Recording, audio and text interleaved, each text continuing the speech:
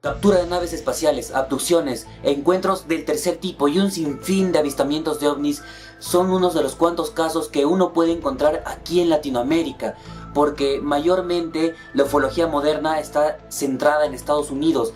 Los documentales, la mayoría de documentales que hablan sobre extraterrestres o sobre la ufología son y provienen de los Estados Unidos, y en esos documentales mayormente se habla sobre casos que ocurren en Estados Unidos y poco nada se habla sobre lo que ocurre aquí en Latinoamérica. Es más, cuando uno empieza en ufología, más conoce sobre casos de Estados Unidos que casos que ocurren aquí mismo en Latinoamérica, aquí mismo en tu propia tierra.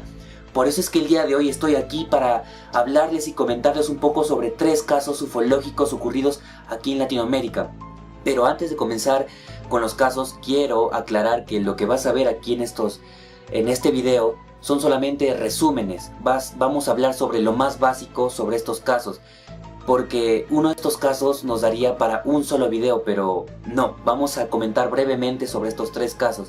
Si a ti te interesa uno de estos casos, ya sabes, puedes continuar la investigación por tu cuenta, puedes profundizar la investigación ya por tu cuenta. Aquí solamente vas a ver lo básico, lo más necesario. Ahora sí, no me enredo más y que comience el guateque mi morondongo.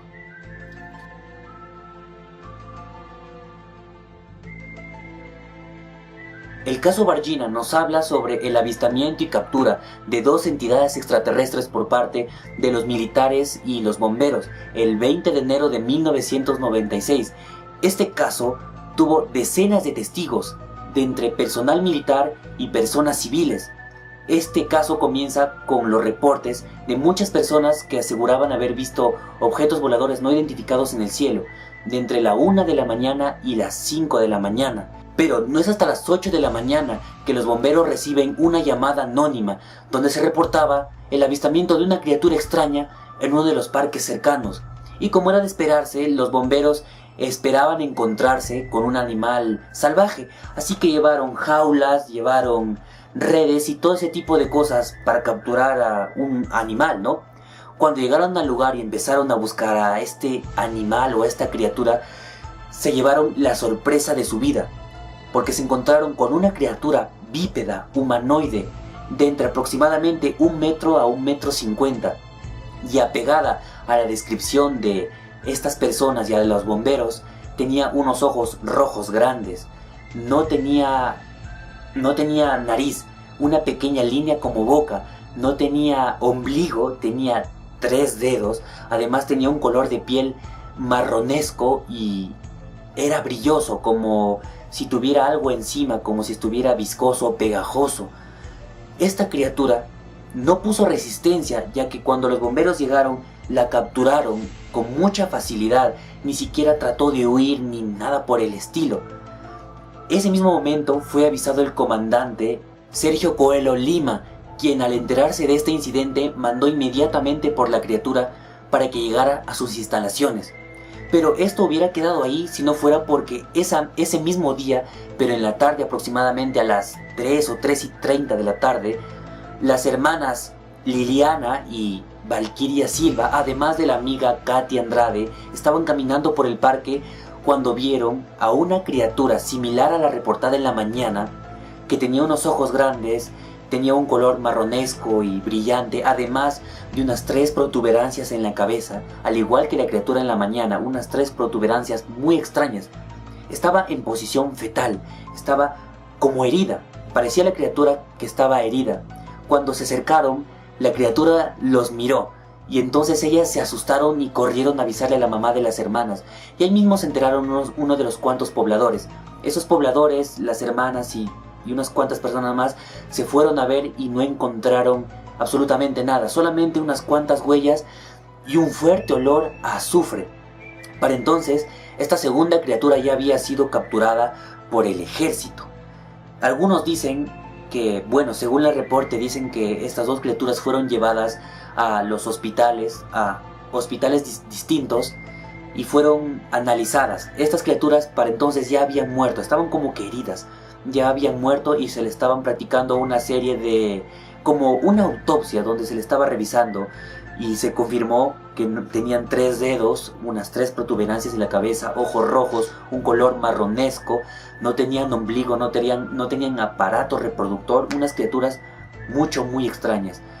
Para entonces, Estados Unidos había estado comunicado antes, durante y después del incidente con ellos. Es más, dicen que se llevaron estas criaturas a Estados Unidos, otros que se quedaron. O sea, nadie sabe a ciencia cierta qué pasó con estas 3 criaturas. Es más, por ejemplo, a la mamá de estas 2 hermanas llegaron unos extranjeros semanas después, y les ofrecieron bastante dinero a cambio de que cambiaran su testimonio.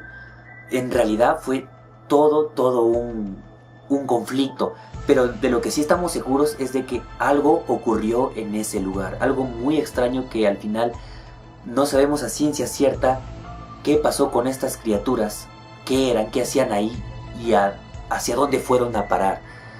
Este fue el primer caso y uno de los casos más interesantes que yo pude encontrar.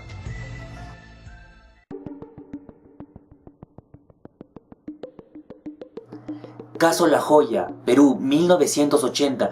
Era 11 de abril de 1980 en la base La Joya, Arequipa, Perú, cuando más de 1.800 personas entre civiles y personal militar observaron en el cielo un objeto volador no identificado que parecía estar levitando a unos 600 metros de altura más o menos, cuando un superior de la FAP, Fuerza Aérea del Perú, ordenó al piloto Óscar Santamaría que interceptara el objeto y lo derribara. Cuando ya estaba en el aire, él pensó que se trataría de una misión muy fácil, ya que tenía un objeto estático y aparentemente inofensivo. Se le he apuntado con tranquilidad porque era un objeto fijo que estaba ahí, ¿no? Entonces le he disparado una ráfaga de 64 obuses de 30 milímetros. Cuando él empezó a dispararle a este objeto, las balas parecían no hacerle absolutamente nada. Y estas balas son capaces de destruir y demoler una camioneta, un carro o una casa con mucha facilidad. Y se suponía que un globo no supondría ningún otro problema. Entonces, mi primera idea fue, le echo un hueco a este globo y por efecto del aire se está alejando, ¿no? Algo tiene que haberle hecho un hueco y se está alejando por el aire ese globo. Entonces comencé a perseguirlo, pero no podía alcanzarlo. Mantenía más o menos 950 kilómetros por hora y no podía alcanzarlo. Yo le digo, ¿y de dónde va? Y en ascenso. Ya estamos alejándonos hacia el norte, hacia Camaná. Lógicamente a la torre de control comencé a reportar, ¿no? He disparado, el objeto no se ha destruido, estoy en persecución, tanta distancia, tanta altura, así no puedo acercarme. Y narrando lo que hacíamos. Ojo, que esto hace falta decirlo, que la Agencia de Seguridad Nacional, la CIA y muchas otras entidades estadounidenses aceptaron como real el hecho, diciendo que la Fuerza Aérea del Perú trató de derribar a un ovni. Esto es lo más interesante sobre este caso, que cuando el piloto Óscar Santamaría regresa a su base, es decir, regresa a tierra, sus superiores le dicen que no dijera absolutamente nada sobre lo que ocurrió ahí en aire. Es decir, tenía terminantemente prohibido mencionar cualquier tipo de dato ocurrido ese día. Tenía que estar en silencio. Pero 27 años después, en 2007, él recién sale a hablar sobre este incidente. ¿Y cuándo sale a hablar sobre este incidente? Cuando él ya se retira. Pero cuando él estaba en servicio, nunca dijo una sola palabra sobre este incidente. No le permitieron decir absolutamente nada. Es decir, después de su retiro, 27 años después, es cuando él empieza a hablar. ¡Wow! O sea, ¿qué sucede? ¿Qué sucedió? ¿Por qué existe este silencio a nosotros como población? Qué extraño.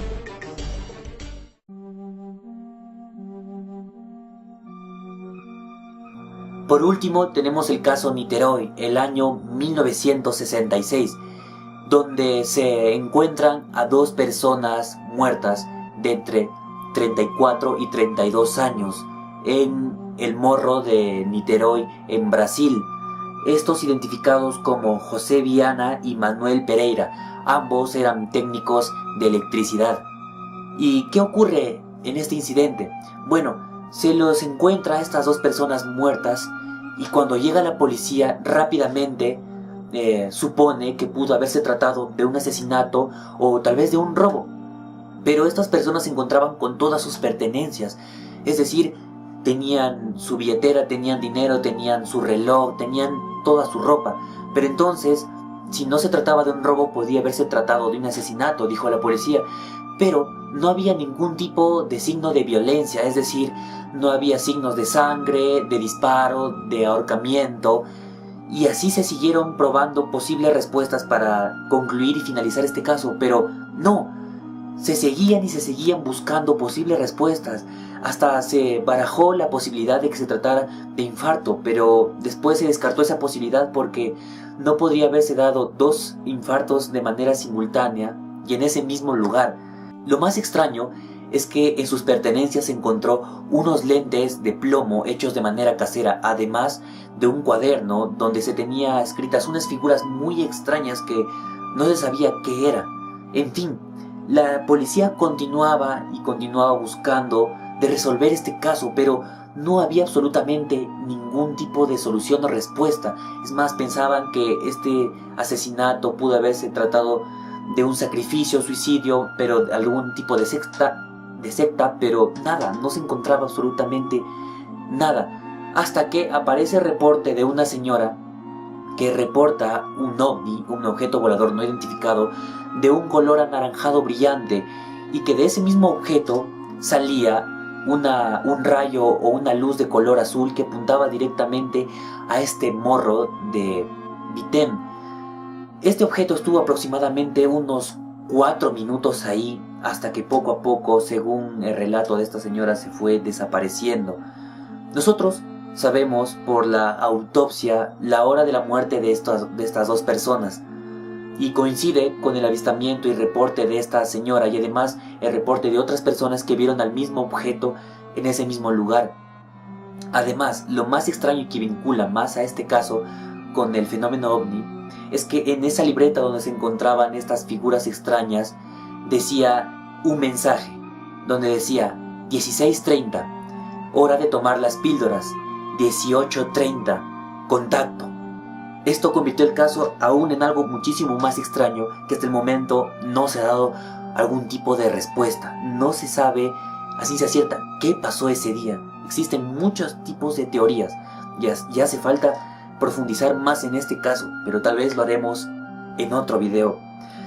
Estos 3 casos haría falta comentarlos a más profundidad, pero por tiempo no podremos hacerlo, y creo que voy a sacar una segunda parte sobre casos ufológicos aquí en Latinoamérica, porque de verdad están muy interesantes. Hay encuentros del tercer tipo, adopciones, también donde se implantan chips y avistamientos de ovni impresionantes. Es que hay un sinfín de casos aquí en Latinoamérica, y creo que voy a hacer una segunda parte porque se lo merece y lo ameritan esta clase de casos.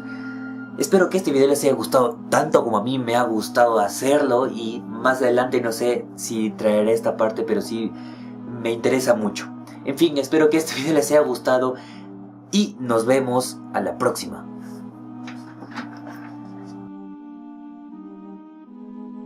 Sí,